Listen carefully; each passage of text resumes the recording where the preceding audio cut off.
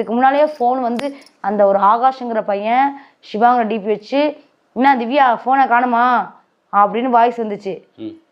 எனக்கு தெரிஞ்சு அந்த சிவாங்கிற பையன்ட்டு நான் பேசினது கூட கிடையாது, ஃபோனில் சிவான்கிட்ட பேசினதே கிடையாது. ஏன் இவங்களே கூட வந்து இவனே கூட இந்த ஆகாஷுங்கிற பையனே கூட வந்து டிபியை வந்து ஒரு இப்போ தான் 1000 பேர் நம்பர் வச்சுக்கலாம்ல, ஒரு நம்பரை வச்சு ஆகாஷ் அந்த சிவாங்கிற பையனோட ஃபோட்டோ தூக்கி வச்சு பொம்மை வாய்ஸில் தான் பேசுவான் சார். ஃபோன் எடுத்து பேசினா ஏன்னா என் ஃபோனை கொடுத்துட்டா உனக்கு எவ்வளோ நேரம் காசு தரேன்னு சொல்லிட்டேன், ஒரு 10,000 கொடுன்னு நான் ஃபோனை வாங்கியிருப்பேன். அதையும் அவன் கேட்கல.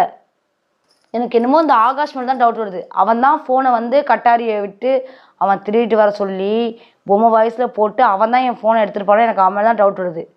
ஒன்று ஆகாஷ் எடுத்துருக்கணும், இல்லை கார்த்தி வீட்டிலே எடுத்துருக்கணும். இவங்களை 2 பேர் தவிர அந்த ஃபோன் எங்கேயும் போடல. எங்கள் அம்மா சாமி பார்த்து கண்டுபிடிச்சிட்டாங்க. அதுவும் எடுத்தவங்க ஃபோனை எடுத்தால் தான் நான் அங்கேயே இருப்பேனா, ஐயோ என் யூடியூப் சேனலில் போய்த்து அப்படி இப்படின்னு.